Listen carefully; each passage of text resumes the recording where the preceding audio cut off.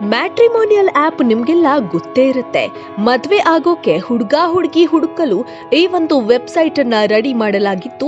ಇಲ್ಲಿ ಪ್ರೊಫೈಲ್ ಗಳನ್ನ ಅಪ್ಲೋಡ್ ಮಾಡಿ ಸೂಕ್ತ ಪಾರ್ಟ್ನರ್ ಅನ್ನ ಹುಡುಕ್ತಾರೆ. ಇನ್ನು ಈ ಒಂದು ಆಪ್ ನಾನಾ ರೀತಿಯಾಗಿ ಮಿಸ್ಯೂಸ್ ಕೂಡ ಆಗ್ತಾ ಇರೋದು ಸಾಕಷ್ಟು ಜನರಿಗೆ ಗೊತ್ತೇ ಇದೆ. ಇಲ್ಲಿ ಸಾಕಷ್ಟು ಫೇಕ್ ಅಕೌಂಟ್ಗಳು ಕೂಡ ಇರುವಂತದ್ದು.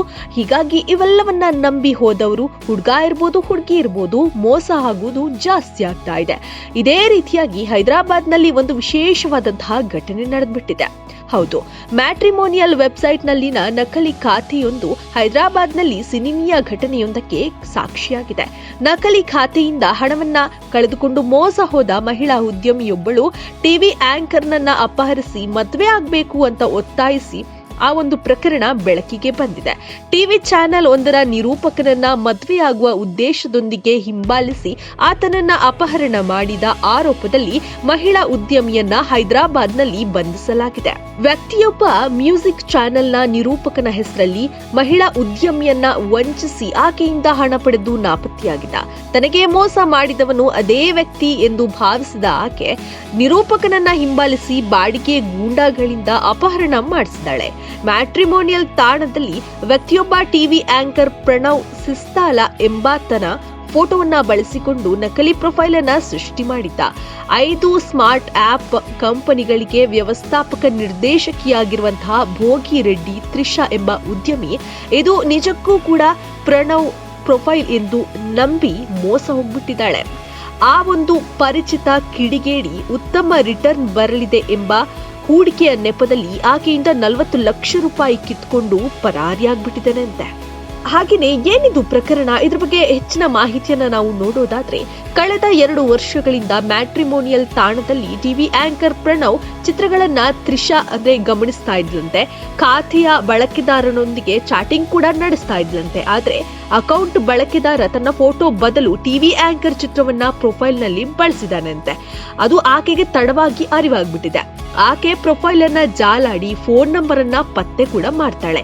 ಅದು ವಾಸ್ತವವಾಗಿ ಟಿವಿ ಆಂಕರ್ಗೆ ಸೇರಿದ್ದಾಗಿತ್ತು. ಮೆಸೇಜ್ ಆಪ್ ಮೂಲಕ ಆಕೆ ಪ್ರಣವ್ನನ್ನ ಸಂಪರ್ಕ ಮಾಡ್ತಾಳೆ. ತನ್ನ ಹೆಸರು ಮತ್ತು ಫೋಟೋವನ್ನ ಬಳಸಿ ಚೈತನ್ಯ ರೆಡ್ಡಿ ಎಂಬ ಅಪರಿಚಿತ ವ್ಯಕ್ತಿಯೊಬ್ಬ ಮ್ಯಾಟ್ರಿಮೋನಿಯಲ್ ವೆಬ್ಸೈಟ್ ನಲ್ಲಿ ನಕಲಿ ಖಾತೆಯನ್ನ ತೆರೆದಿದ್ದ.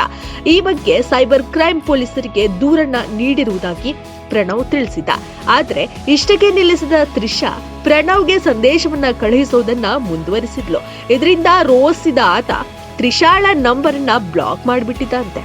ಅಷ್ಟರಲ್ಲಾಗ್ಲೇ ಪ್ರಣವ್ ಮೇಲೆ ತ್ರಿಷಾಗೆ ಒಲವು ಕೂಡ ಜಾಸ್ತಿ ಆಗಿತ್ತಂತೆ. ಹೇಗಾದ್ರೂ ಮಾಡಿ ಅವನನ್ನ ಮದುವೆ ಆಗ್ಬೇಕು ಎಂಬ ಪಣವನ್ನ ಕೂಡ ತೊಟ್ಟಿದ್ಲಂತೆ. ಅವರನ್ನ ಕಿಡ್ನಾಪ್ ಮಾಡಿದ್ರೆ ಎಲ್ಲಾ ಸಮಸ್ಯೆಗಳನ್ನ ಬಗೆಹರಿಸಿಕೊಂಡು ಆತನನ್ನ ವರಿಸಬಹುದು ಎನ್ನುವುದು ಆಕೆಯ ಲೆಕ್ಕಾಚಾರವಾಗಿತ್ತು. ತನ್ನ ಸಂಚನ್ನ ಈಡೇರಿಸಲು ಆಕೆ 4 ಅಪಹರಣಕಾರರನ್ನ ಬಾಡಿಗೆ ಕೂಡ ಪಡ್ಕೊಂಡಿದ್ಲಂತೆ. ಪ್ರಣವ್ ಎಲ್ಲೆಲ್ಲಿ ಓಡಾಡ್ತಾನೆ ಎಂಬುದರ ಬಗ್ಗೆ ನಿಗಾ ವಹಿಸಲು ಆತನ ಕಾರಿನಲ್ಲಿ ಟ್ರ್ಯಾಕಿಂಗ್ ಉಪಕರಣವನ್ನ ಕೂಡ ಅಳವಡಿಸಿದ್ಲಂತೆ. ಫೆಬ್ರವರಿ 11 4 ಬಾಡಿಗೆ ಗೂಂಡಾಗಳು ಪ್ರಣವ್ನನ್ನ ಅಪಹರಿಸಿ ಉದ್ಯಮಿಯ ಕಚೇರಿಗೆ ಎಳ್ಕೊಂಡು ಹೋಗಿ ಮನಸೋ ಇಚ್ಛೆ ಥಳಿಸಿದ್ರಂತೆ. ಇದರಿಂದ ಜೀವ ಭಯಕ್ಕೆ ಒಳಗಾದ ಪ್ರಣವ್ ಇನ್ನು ಮುಂದೆ ಆಕೆಯ ಎಲ್ಲಾ ಕರೆಗಳನ್ನ ಸ್ವೀಕರಿಸುವುದಾಗಿ ಒಪ್ಕೊಂಡಿದ್ದಂತೆ. ಇದರ ನಂತರ ಆತನನ್ನ ಬಿಡುಗಡೆ ಕೂಡ ಮಾಡಲಾಗಿತ್ತಂತೆ.